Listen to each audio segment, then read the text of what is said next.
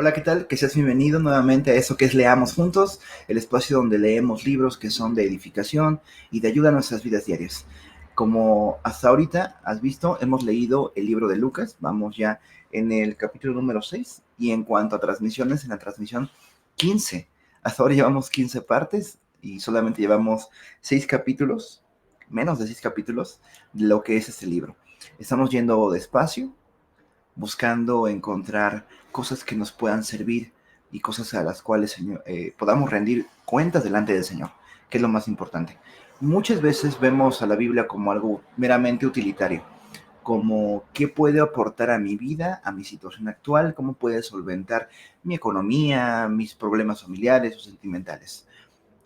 Pero de hecho es un poco al revés. De hecho Dios nos revela a través de su palabra cómo hemos de servirle a Él y cómo hemos de cambiar nuestro rumbo.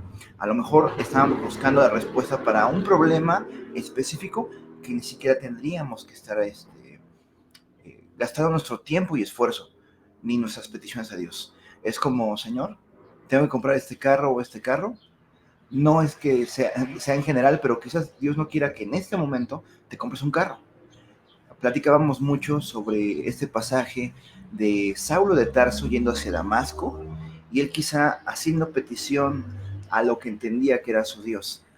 Señor, permíteme someter a estos de la secta de los cristianos, permíteme tener la fuerza y la autoridad, no permitas que en mí haya duda respecto a cómo voy a hacer, a ejecutar esta misión que es para ti.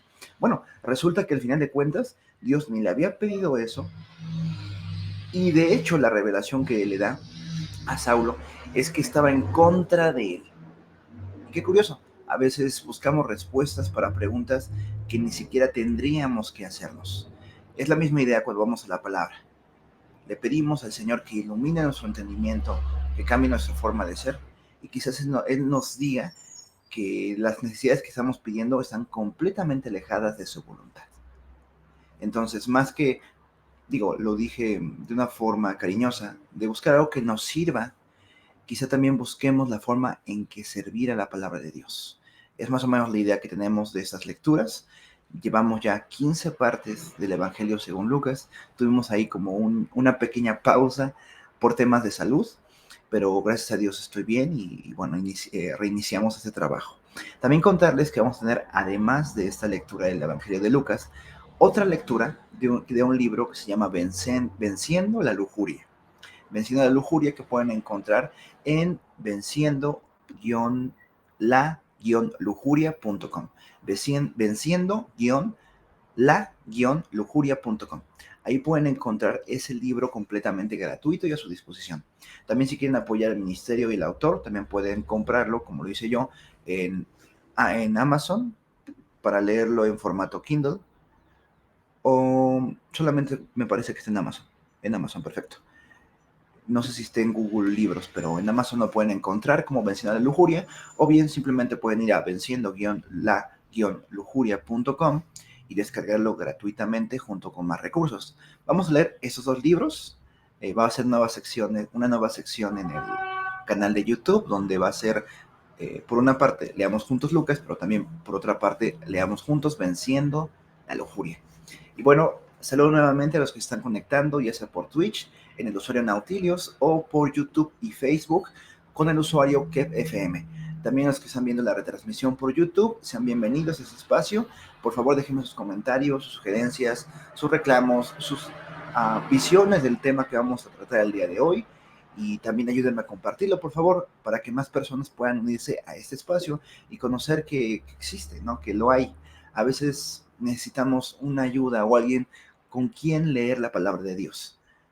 Estos momentos de pandemia son complicados y tú sabes que hay muchas personas que definitivamente no pueden salir de sus hogares bajo ningún concepto, y por eso también hago este espacio, para que esas personas tengan oportunidad de tener compañía en su lectura bíblica diaria, o por lo menos de lunes o de martes, en este caso martes a viernes. El día de hoy no hice transmisión porque tuvimos un proyecto, estuve en un proyecto del cual les contaré más tarde, un proyecto de evangelismo. Tenía la intención de grabar esto un día antes, el día domingo, pero pues pasaron demasiadas cosas y ya no pude hacerlo. Pero sí quiero hacer eso. Cuando falte, tener la grabación previamente hecha para poder retransmitir. Estoy pensando también retransmitir la transmisión de la mañana a la noche. Me ayudaría mucho mover el contenido, pero también para que la intención del propio contenido no es moverse, sino si es relevante, si ayuda a las personas, si les sirve a darse cuenta en que están no sirviendo correctamente al Señor o que tienen que adecuar sus vidas al Señor, pues me gustaría eso, que tenga más escaparates este espacio. Y bueno, por favor, ayúdenme a que más personas vengan aquí.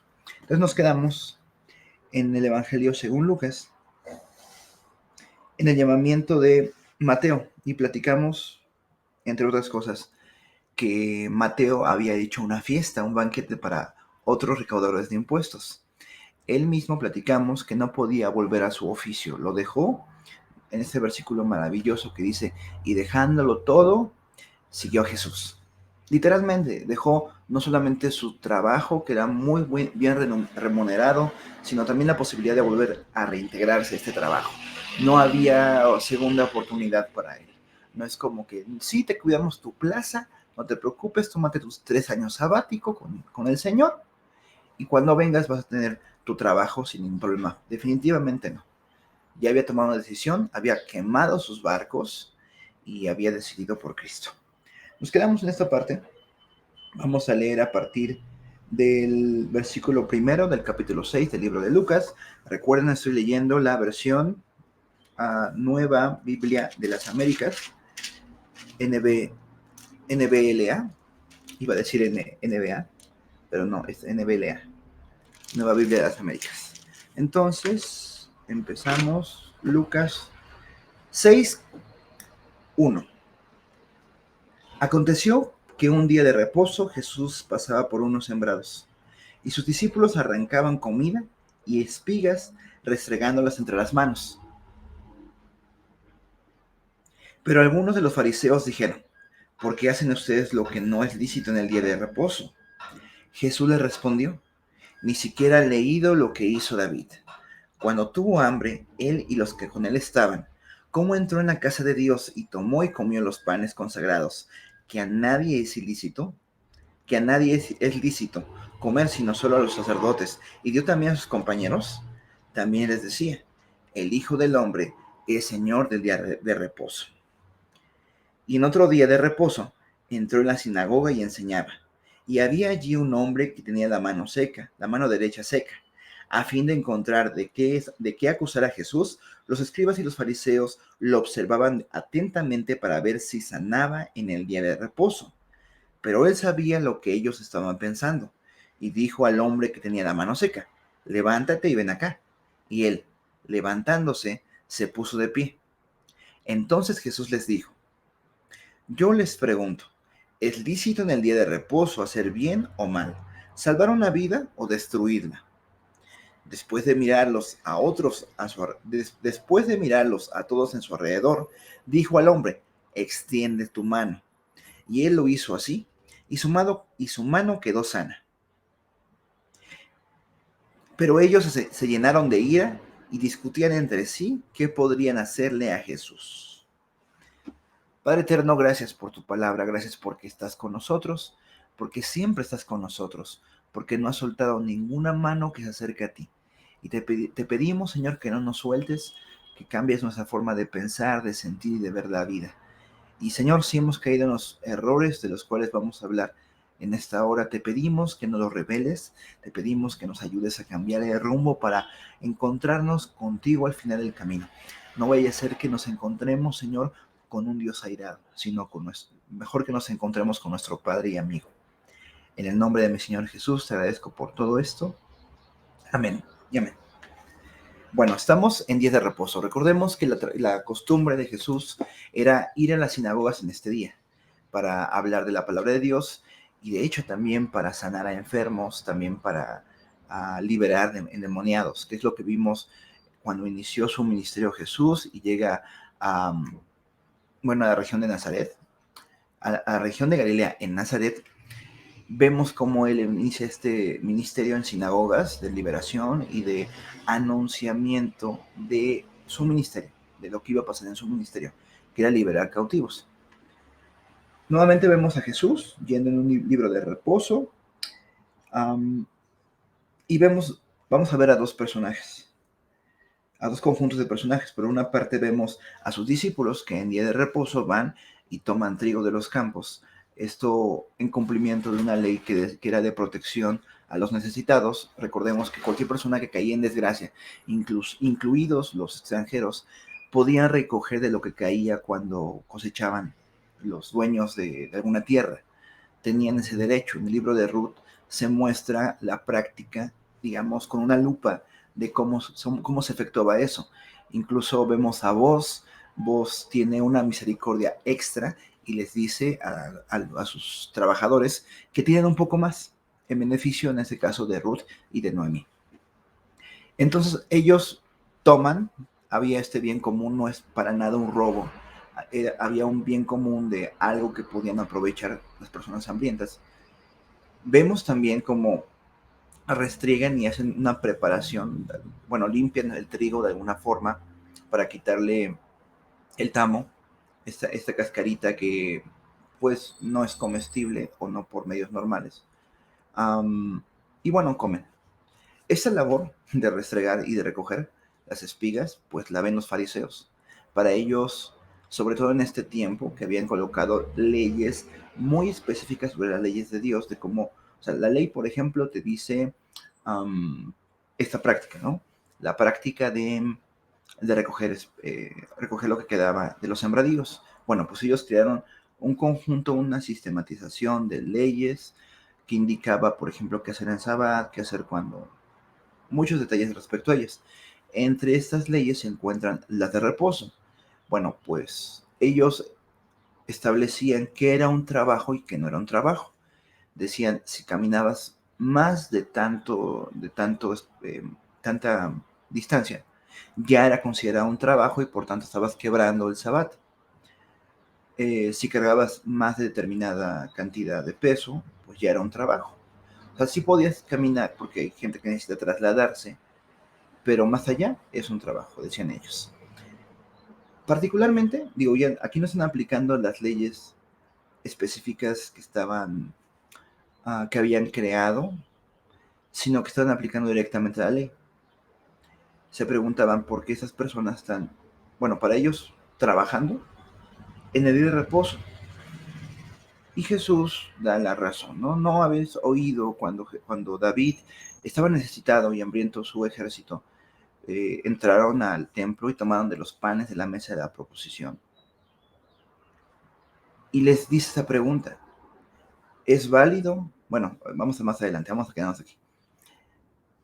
Ellos estaban molestos porque saciaran su hambre los apóstoles, ¿no? Para ellos era un quebrantamiento de la ley.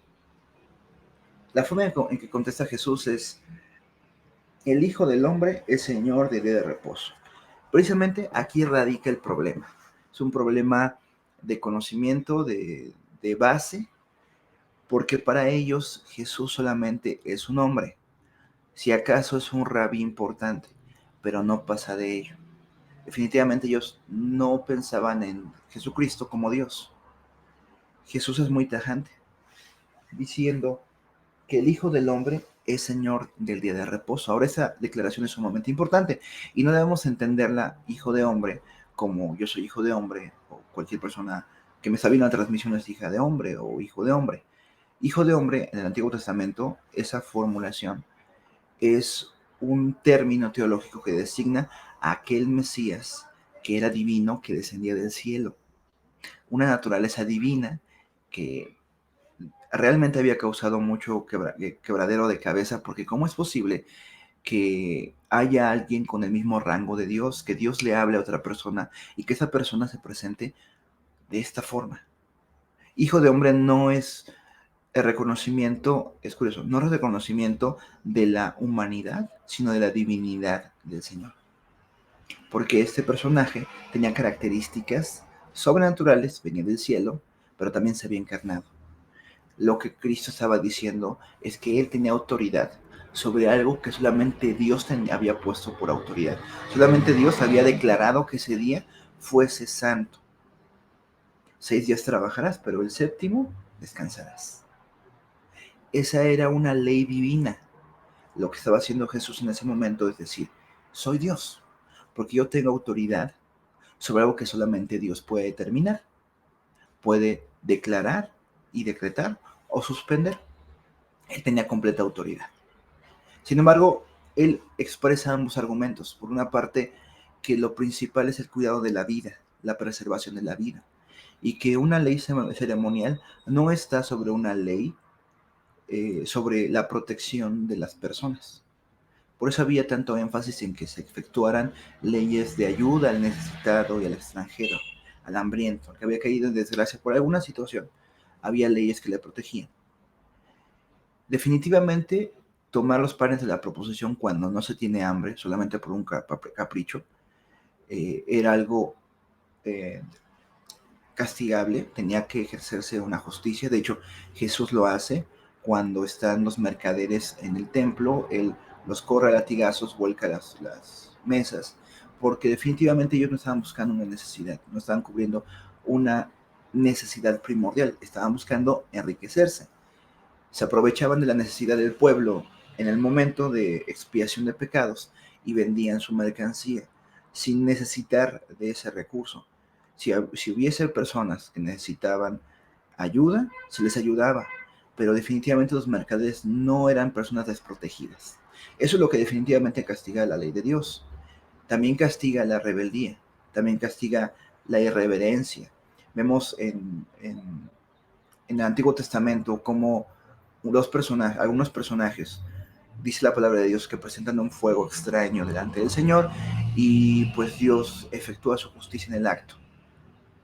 Estos hijos de la tribu de Leví, se especula por lo que dice el pasaje completo, porque inmediatamente después de la narración de la muerte de esos personajes, se nos muestra leyes en contra de la embriaguez. Entonces se infiere de ahí que el fuego extraño del cual habla la palabra de Dios no era otra cosa que unas personas presentándose ebrias para efectuar su ministerio. Nuevamente están actuando de una forma completamente irreverente, como diciendo, yo tengo autoridad y no importa cómo esté presentado, puedo hacerlo. Definitivamente esa ofrenda, ese tipo de prepotencia y soberbia, tenía que ser castigada. Y cualquier persona que entrase al templo y arrebatase las cosas, no para ayudarse, tenía que ser castigado. Y quebrantamiento del mandamiento del Sabbat, despreciando a Dios, no iba a traer una bendición. Pero ojo, he repetido, Jesús presenta ambos argumentos. No estoy diciendo, cuando digo Dios y después Jesús, no estoy diciendo, no me estoy corrigiendo. Estoy afirmando que Jesús es Dios. Dios, Jesús. Dios es Jesús. Jesús es Dios. Bueno, definitivamente estas conductas tenían que ser lanzadas, que es el primer argumento, el argumento que hacen los acusadores de los apóstoles, los fariseos, la conducta irreverente. Pero también había una ayuda humanitaria que Dios permitía, que permitió desde David, y que definitivamente, si el Hijo del Hombre, si Dios mismo, si Jesús está dando una prerrogativa, no hay pero que valga, porque Él lo dice, el Hijo del Hombre es dueño sobre el día de reposo. Con eso estoy diciendo de que hay ocasiones en la iglesia que hay necesidades de primer orden que tienen que ser atendidas. No podemos hacernos la vista gorda cuando alguien está sufriendo y lo vemos en el templo y tenemos la oportunidad de dar y de aportar algo. Creo que Dios no aceptaría una ofrenda de alguien que no está dispuesta a dárselo a su prójimo. Buena parte la motivación del diezmo en el Antiguo Testamento es para ayudar a los pobres. Y yo estoy seguro que muchos levitas que tenían su legítimo derecho de consumir de las ofrendas, y Dios les había permitido, también de corazón tomaron de esa ofrenda y la dieron al pobre, porque es una ley superior el preservar la vida, el ayudar al necesitado, a la cual están servicios todos los ministerios y todas las ofrendas que tenemos en la iglesia. Continúo con la lectura. Nuevamente voy a leer la parte 6, versículo 6. Otro día de reposo. Y en otro día de reposo entró en la sinagoga y enseñaba. Y había allí un hombre que tenía la mano derecha seca. A fin de encontrar de qué acusar a Jesús, los escribas y los fariseos lo observaban atentamente para ver si sanaba en día de reposo. Bueno, aquí está muy difícil de creer lo que estamos viendo. Los fariseos, los escribas, están esperando un milagro. Hasta ahí todo bien. Ven a un hombre con la mano seca, está Jesús, 1 más 1, 2, puede haber un milagro. Lo están esperando, están cazándolo, están atentos al milagro. ¿Todo bien hasta ahí? Hombres de fe. Bueno, estaban esperando el milagro para acusar a Jesús de que estaba sanando, o sea, ejerciendo un trabajo en día de reposo. Y a mí me causa mucha confusión, mucho pánico esta idea que tenían los fariseos de voy a buscar cuando Jesús haga el bien para acusarlo. Les importaba un comino la vida de esta persona. Tenía la mano seca, no tenía una mano inútil, no podía trabajar con toda la fuerza que pudiera hacerlo. Aparte de que era rechazado por su sociedad. Y a ellos les importa solamente usar este caso para acusar a una persona. Y además, o sea, de lo que le hubieran acusado era de hacer un bien, de sanar de una forma sobrenatural. Es demasiado surrealista este hecho. Te voy a acusar por hacer el bien. Al final responde a mucho Jesús a este tipo de pensamientos de una forma bien tajante. ¿Qué prefieren? ¿Ayudar a una persona? Voy a leerlo mejor. Yo les pregunto, versículo 9. ¿Es lícito en el día de reposo hacer el bien o hacer el mal? ¿Salvar una vida o destruirla? Bueno, ¿por qué les hace esa pregunta? ¿Por qué les pregunta, ¿es lícito salvar una vida o destruirla? No es suficiente decir ¿es lícito salvar una vida o no salvarla? Porque el dilema parecía que era ese delante de los escribas y fariseos. Pero Jesús pone otra categoría. ¿Es lícito salvar una vida o destruirla?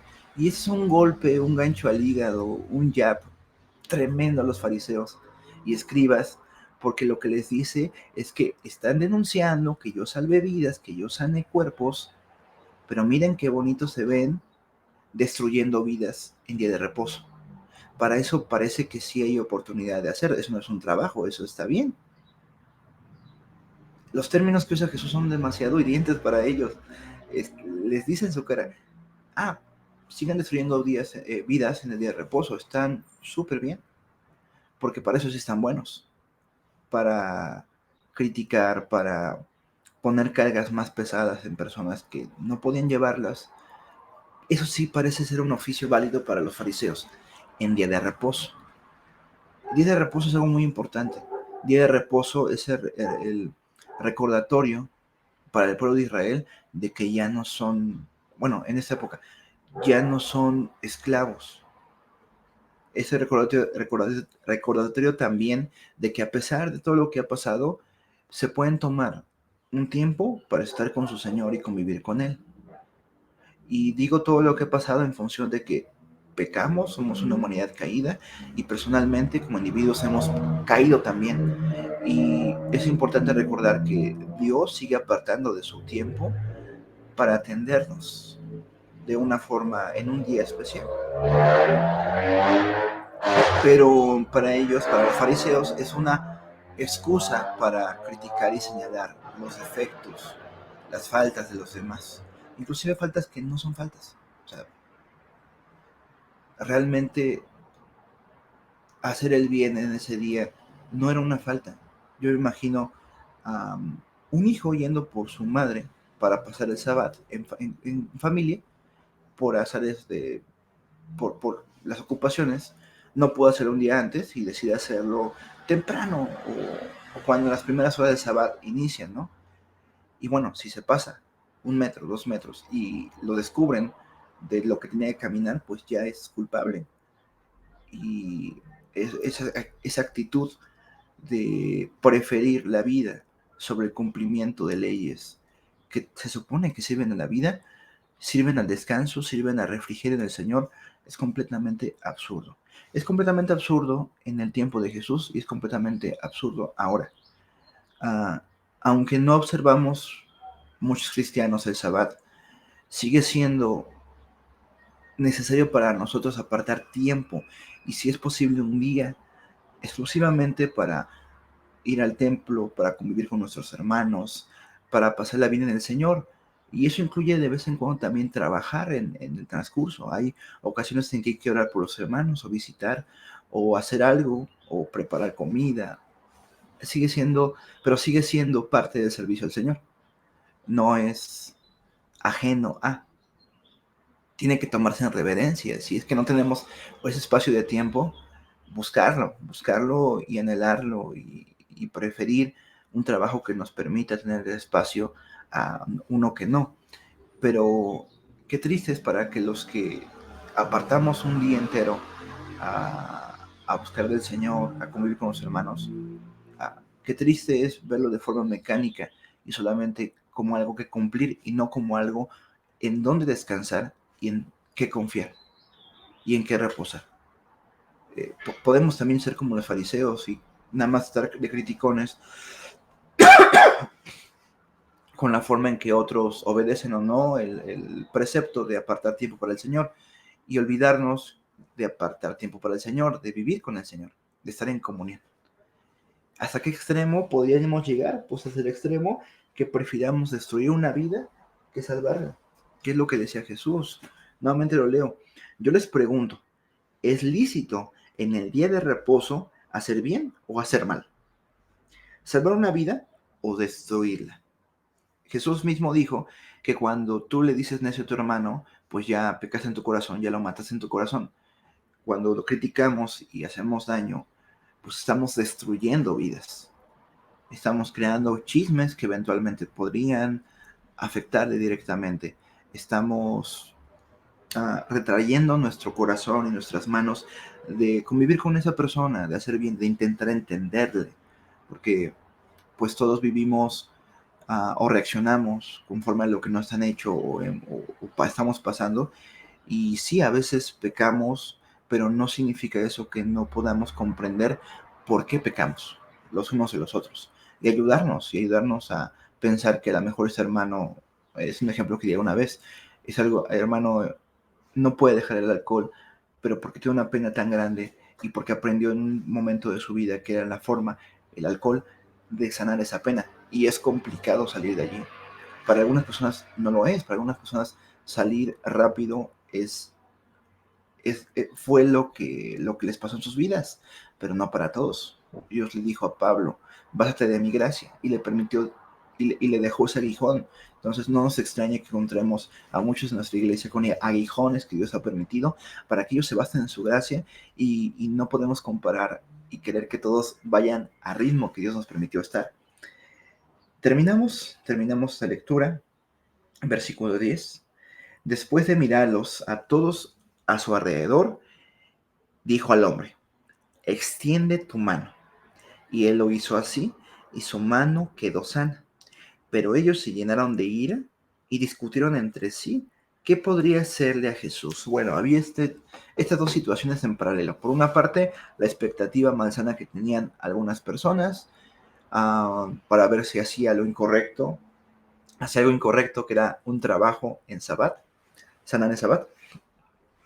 Por otra parte, este hombre que pues esperaba el milagro, esperaba que acabara todo ese periodo de tiempo en que su mano había estado seca.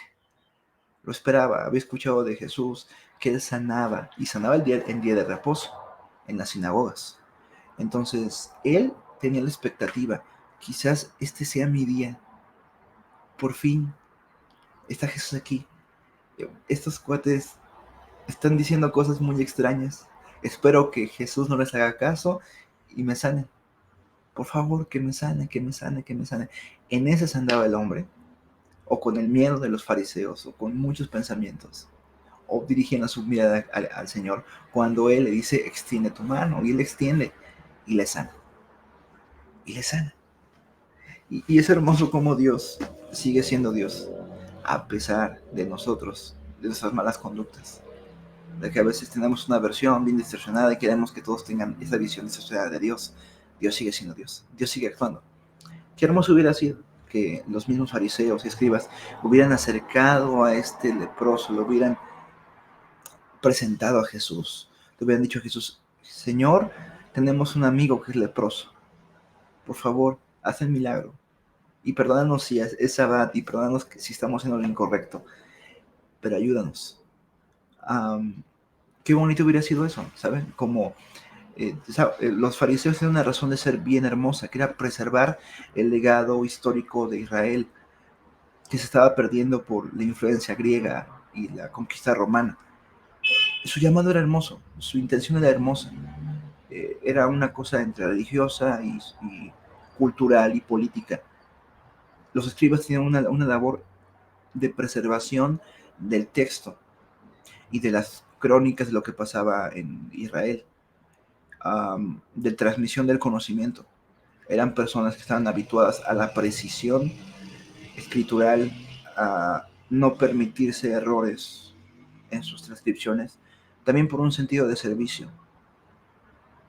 ¿Por qué no pudieron ejercer esos dones? ¿Por qué no pudieron registrar en sus libros el día en que fue sanado un hombre de mano seca y que fulanito de tal lo presentó a Jesús? Es triste, pero Dios sigue siendo Dios y es lo maravilloso. Fallamos en la intención que Dios nos ha dado, pero Dios sigue siendo bueno con todas las personas. Sanó al hombre de la mano seca. Pero ellos se llenaron de ira y discutían entre sí qué podrían hacerle a Jesús. Versículo 11 del capítulo 6. Así cierra este pasaje, con los hombres fariseos y escribas viendo un milagro, viendo algo que no se ve en días de reposo, y deseando acabar con la vida de Jesús. ¿Cómo le haremos para destruirlo? Jesús no había hablado hacia el aire. Ellos querían destruir y estaban dispuestos a matar a personas con tal de que su versión de Dios fuera la única versión. No les importaban las vidas, no les importaba el bienestar del hombre de la mano seca, ni el bienestar de los apóstoles, que tenían mucha hambre. Ahí dejamos, ahí terminamos con la reflexión, no hacia nuestras iglesias, sino nosotros mismos, a mí. El domingo pasado, hace 2 días, me importó más destruir o salvar vidas. Y eso inicia desde que no saludamos a las personas y nada más maquinamos la crítica respecto a la vestimenta, a la hora que llega, etcétera, que se bajó el cubrebocas, que no sé qué. Ahí se responde. Nos fuimos luego de que acabó el culto. Teníamos cosas más importantes que convivir con nuestros hermanos, que dar vida a través de la convivencia, de compartirnos unos a otros, exhortándonos unos a otros, confesando nuestros pecados, llorando con el que llora, riendo con el que ríe, gozándose con el que goza. O sea, preferimos la nada a construir. Quedamos ahí y espero que todos podamos llegar a esa reflexión. ¿Qué hicimos con nuestro culto dominical o con nuestra transmisión de Zoom? ¿Qué hicimos con eso? Si Dios nos pidiera cuentas del domingo pasado o del último culto en el cual asistiéramos y nos preguntara: dame la razón para que te deje entrar a mi cielo, a mi reino, ¿qué le contestaríamos?